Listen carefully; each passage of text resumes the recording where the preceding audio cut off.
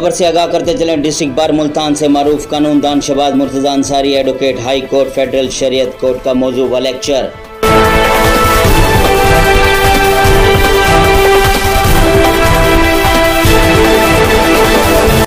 Number 1, बगैर इजाज़त दूसरी शादी का इस्तिखासा। नंबर 2, दादा की जायदाद में पोता का शरई हिस्सा। नंबर 3, फैमिली मुकदमा में शहादत पर डिस्ट्रिक्ट बार मुल्तान के वकला से खिताब व लेक्चर किया।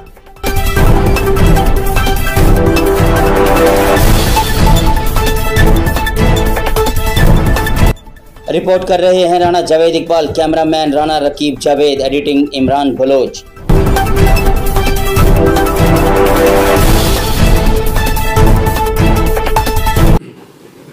आज मैं 3 डिफरेंट टॉपिक्स पे जो है मेरा लेक्चर होगा। एक तो जो पोते की विरासत का इशू है पाकिस्तान में, उस पर मैं मुख्तसर कोशिश करूँगा कि मामला समझा सकूँ और उसकी कानूनी हैसियत बता सकूँ।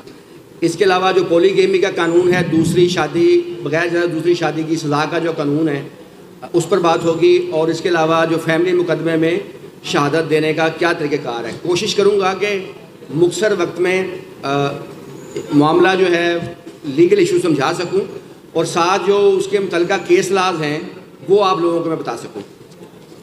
तो जो पहला टॉपिक है वो है दादा की जायदाद में पोते का हिस्सा। इसको हमने इस मामले में हम देखेंगे कि ये मामला बुनियादी तौर पे क्या है और क्यों फेडरल शरीयत कोर्ट ने इस कानून को खिलाफ शरीयत करार दिया, और इसके अलावा ये देखेंगे कि क्या पोता पोती के अलावा भी दीगर वारिस हिस्सेदार हो सकता है। तो ये सारे मामला हम देखेंगे। अच्छा, ये मामला क्या है, पहले मैं इस पॉइंट पर आऊँगा। कुरान पाक की सूरत अल-निसा है, आयत नंबर 11 है, जिसका तर्जमा ये है कि अल्लाह तुम्हें हुक्म देता है कि तुम्हारी औलाद के बारे में बेटे का हिस्सा 2 बेटियों के बराबर है। फिर अगर सिर्फ लड़कियाँ हों, अगरचे 2 से ऊपर, तो उनको तरका की 2/3, और अगर एक लड़की हो तो आधा, और मैयत के माँ बाप को हर एक को तरके से छठा। यानी इस आयत मुबारका में कुरान पाक में मैयत के वारसान बता दिए गए। अब उसमें जो बुनियादी चीज़ है इसमें वो ये है कि एक तो ये तय कर दिया गया कि वारिस सिर्फ मैयत के होंगे, जिंदा शख्स का कोई वारिस नहीं है।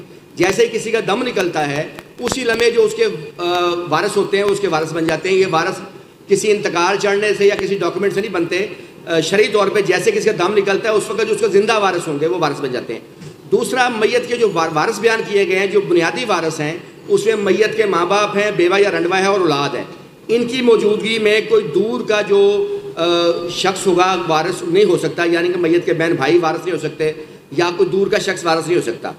अब ये मसला क्या है, क्योंकि इस मसले का तल्लुक जो है ना इसी इशू से रिलेटेड है। सेक्शन 4 है फैमिली लॉज ऑर्डिनेंस 1961 का, उसमें एक कानून बनाया गया था। कानून बनाने की बुनियादी वजह यह थी कि आप ये महसूस समझें कि अगर एक शख्स है, उसके 5 बेटे हैं, 5 जो साहबे औलाद हैं, और वो साहबे जदाद शख्स जो है उसके 4 बेटे उसकी ज़िंदगी में वफात पा जाते हैं।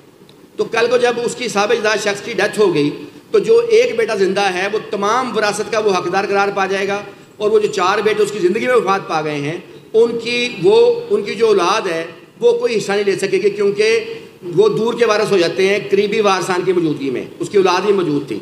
इस मसले को हल करने के लिए दफ़ा 4 फैमिली लॉज ऑर्डिनेंस 1961 का कानून बनाया गया कि अगर किसी शख्स का कोई बेटा उसकी ज़िंदगी में वफात पा जाता है तो कल को जब साहब-ए-इज़्दाद शख्स खुद फोत होगा तो जो उसके पोता पोती होंगे वो दादा दादी या नाना नानी की जायदाद में ऐसे ही वारिस होंगे जैसे कि उनका बाप जिंदा हो।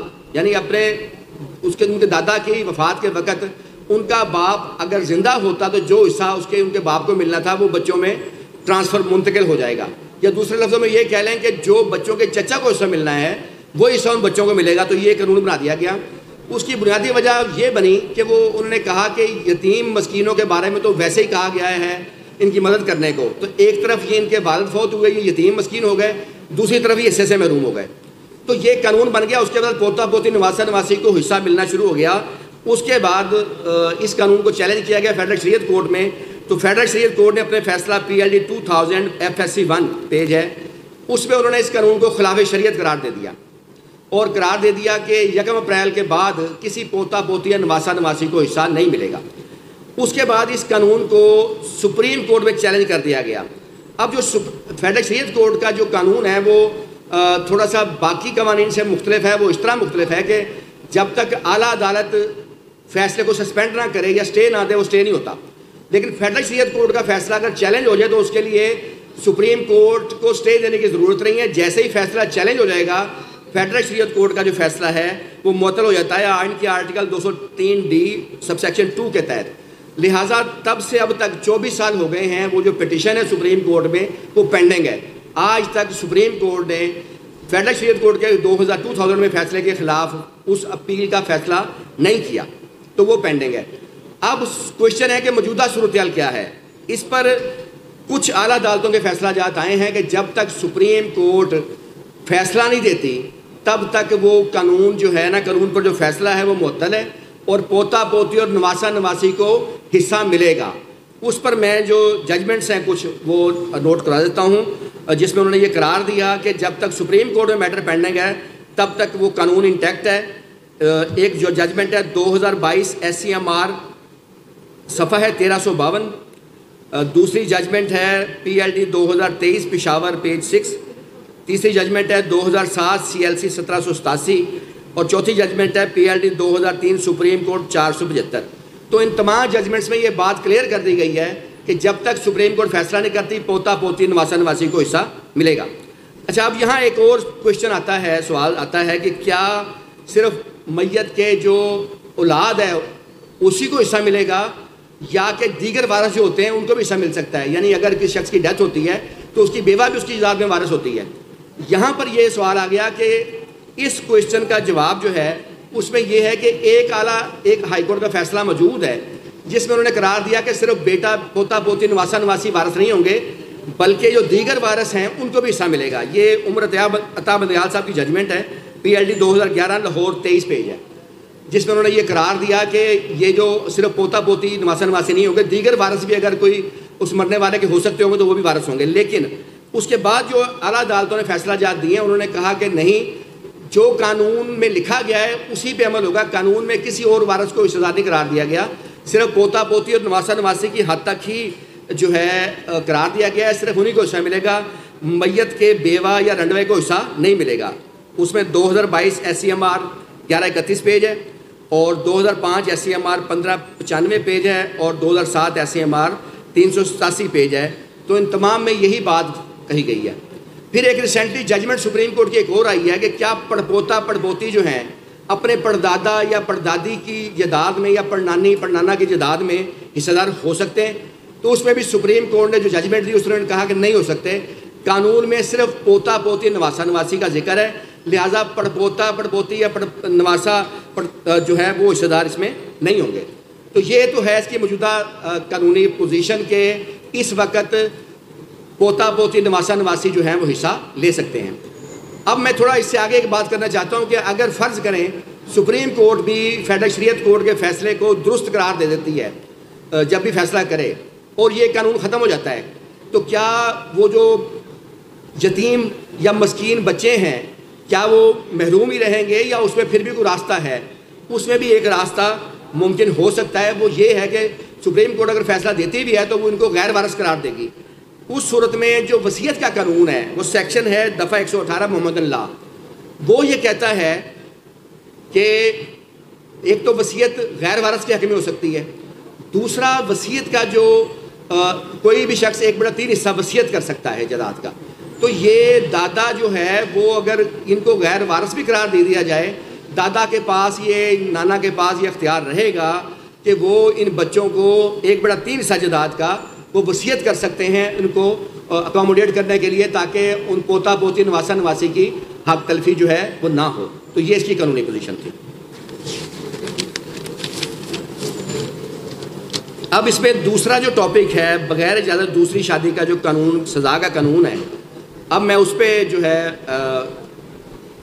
बताऊंगा कि ये कानून कब से है, पंजाब में कानून क्या है और दीगर सूबों में कानून क्या है, उनमें फ़र्क क्या है, और क्या ये कानून जो है वो खिलाफ शरीयत है। क्योंकि अक्सर लोग कहते हैं कि जी 4 शादियों की इजाज़त है तो ये कानून खिलाफ शरीयत है। और मज़ीद ये देखेंगे कि क्या बीवी की इजाज़त जो है ज़रूरी है दूसरी शादी करने के लिए या नहीं ज़रूरी? ये सारे सवालों के जवाब हम इसमें देखेंगे।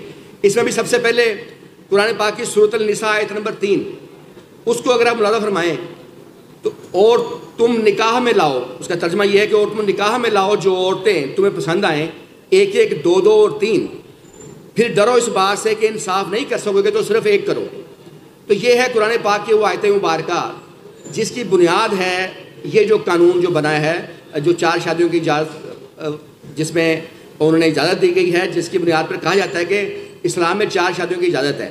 फिर मोहम्मद अल्लाह का सेक्शन 255 है, उसमें ये करार दिया गया है कि एक मुस्लिम मर्द जो है एक वक्त में 4 बीवियाँ रख सकता है।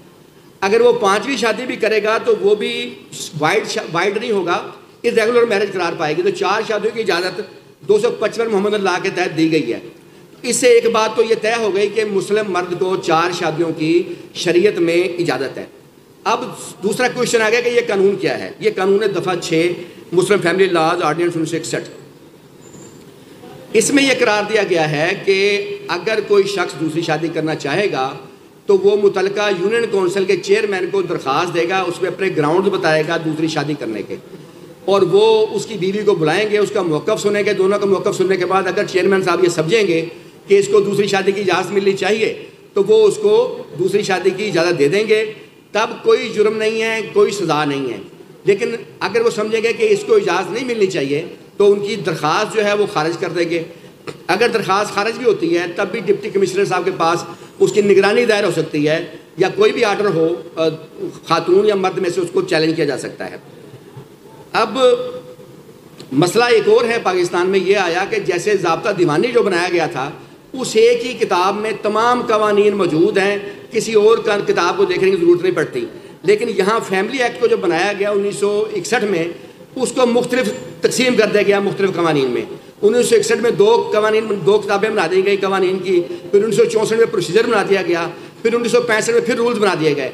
इस तरह एक ही मसले की बाबत एक बात हमें कहीं मिलती है, उससे मुतल्लिका दूसरी बात हमें किसी और कानून में मिलती है।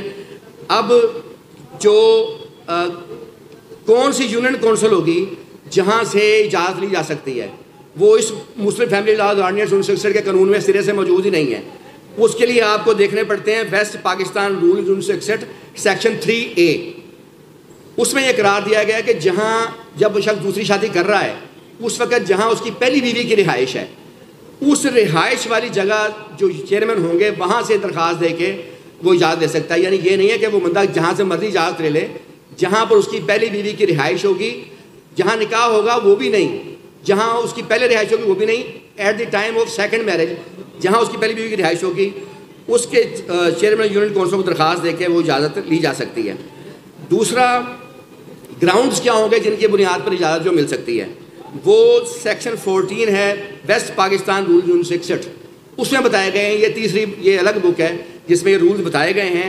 उसमें बीवी का बांझपन होना, बीवी बांझ हो काफ़ी अरसे से, बीवी शदीद बीमार हो, हुकूक ज़रूरियत अदा करने से कासर हो, या बीवी रूठ कर बैठी हो और शोहर की हक़ में ज़नोशोई की डिग्री हो, या कोई भी दीगर ग्राउंड जिसकी बिना पर चेयरमैन ये समझे कि मर्द को दूसरी शादी करने की ज़रूरत है, तो वो उन ग्राउंड्स के तहत इजाज़त दे सकता है। हमारा जो कानून है, ये मैं एक बुनियादी बात बताना चाहता हूँ, ना तो ये कहता है कि पहली बीवी की इजाज़त लें। पहली बीवी की इजाज़त ना तो शरीयत में ज़रूरी है ना कानून में ज़रूरी है, कहीं भी नहीं है। गलत कंसेप्ट फैला हुआ है लोगों में कि पहली बीवी की इजाज़त होगी तो आप जो है दूसरी शादी कर सकते हैं। पहली बीवी का कहीं इजाज़त का कोई कानून मौजूद नहीं है।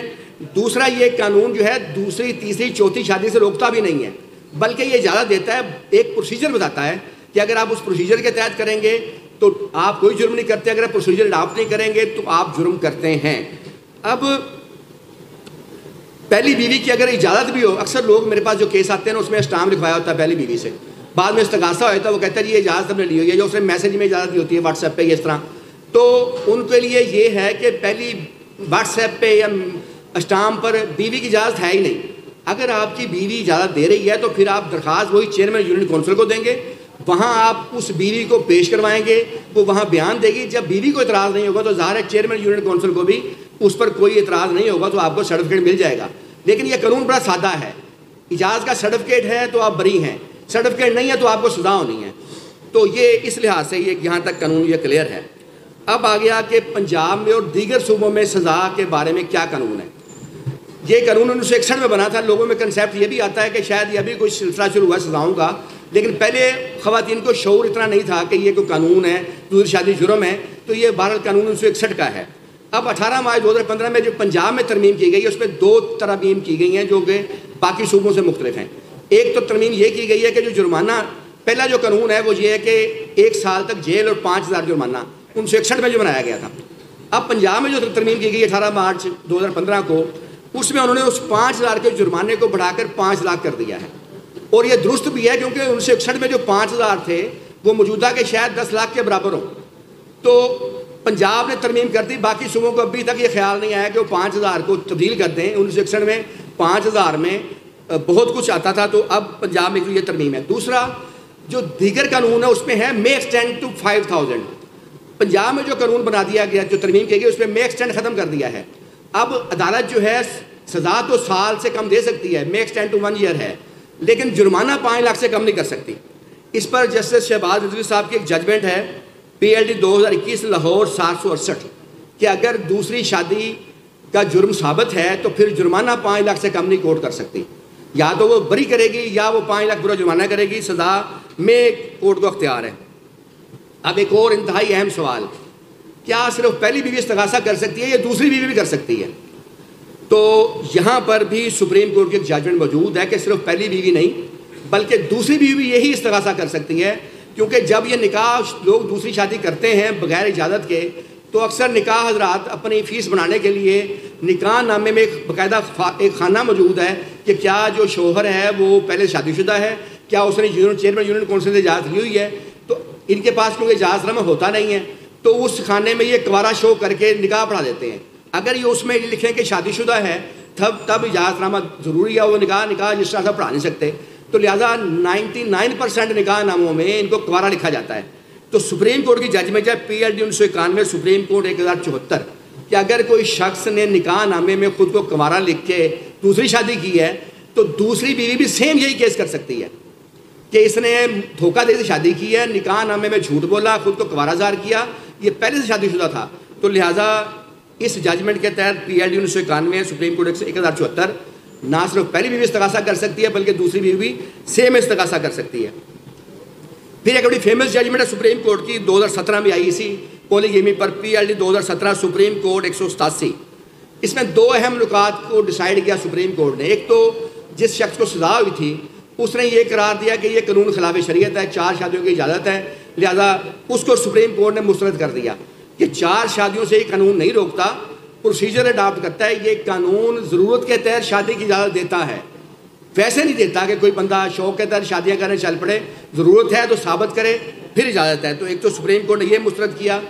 दूसरा उस केस में ये पॉइंट उठाया गया था कि चूँकि चेयरमैन यूनियन काउंसिल से इजाज़त ली जाती है, उससे इजाज़त नहीं ली गई तो लिहाजा इस्तगासा भी चेयरमैन यूनियन काउंसिल कर सकता है। तो इसको भी सुप्रीम कोर्ट ने मुस्तरद किया।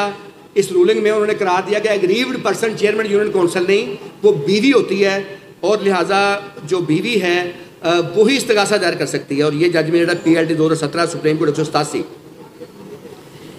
इसी तरह दूसरी शादी करने पे कुछ अदालती फैसला जात में जो सज़ा दी गई है मैं वो नोट करवा देता हूँ। PLD 2017 सुप्रीम कोर्ट 187 है, इसमें सज़ा दी गई है। और PLD 2020 सुप्रीम कोर्ट 613 पेज है। और इस तरह 2000 CLC 384 इसमें जो है वो सज़ा दी गई है।